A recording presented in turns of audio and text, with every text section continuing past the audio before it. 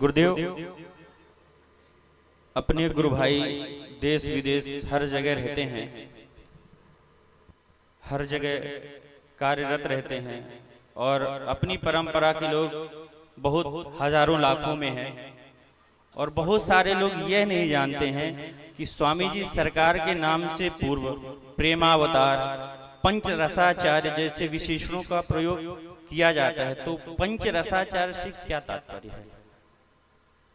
पंच रसाचार्य से तात्पर्य है भक्ति के पांचों रसों के आचार्य। वैसे तो 9 रस कहे गए हैं, उन 9 रसों में 5 रस भक्ति के विशिष्ट माने गए हैं, जिनमें सख्य रस, वात्सल्य रस, दास्य रस, माधुर्य रस और श्रृंगार रस। हम अपने आप को भगवान का दास मानते हैं और हम दास हैं ही। जीव भूता स्वतः सर्वे हयात्माना परमात्मना, चराचर जगत के प्राणी सबके सब भगवान के दास।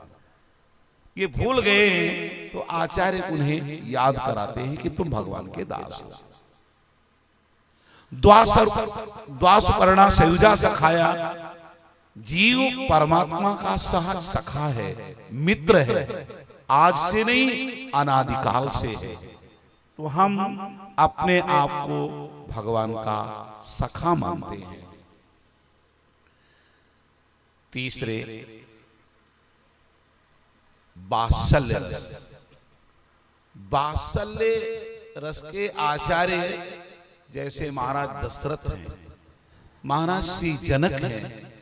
महाराज जनक ने विजय राजनंदिनी जी को वात्सल्य रस प्रदान किया, महाराज दशरथ ने रघुनंदन श्री राम जी को वात्सल्य रस प्रदान किया।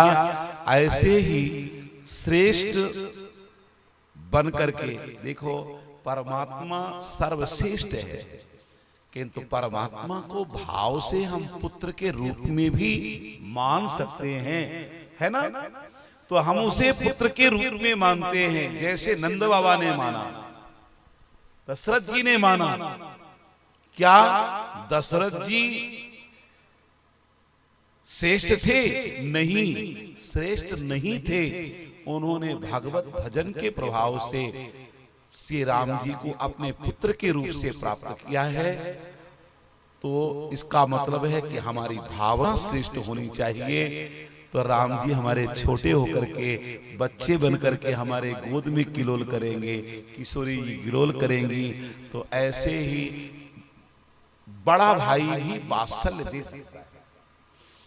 तो सरकार चूंकि लक्ष्मी जी के रूप में रहते हैं, ये भाव है कि हम सीता जी के बड़े भाई हैं, तो बड़ा भाई छोटे बहन को अपने वात्सल्य देता है, इसलिए उनके अंदर वात्सल्य रसता भी है। तो वात्सल्य रस के भी आचार्य है ना? माधुर्य रस। अभी हमारे लाला बहुत छोटे हैं, कुछ नहीं कर पाते हैं, हम उनके लिए कर दे रहे हैं। जैसे श्री गोसाई विठल नाथ जी महाराज है ना, ठाकुर जी के लिए एक बार दूध रखे तो ठाकुर जी ने दूध पिया, कहा बाबा दूध ज्यादा मीठा है।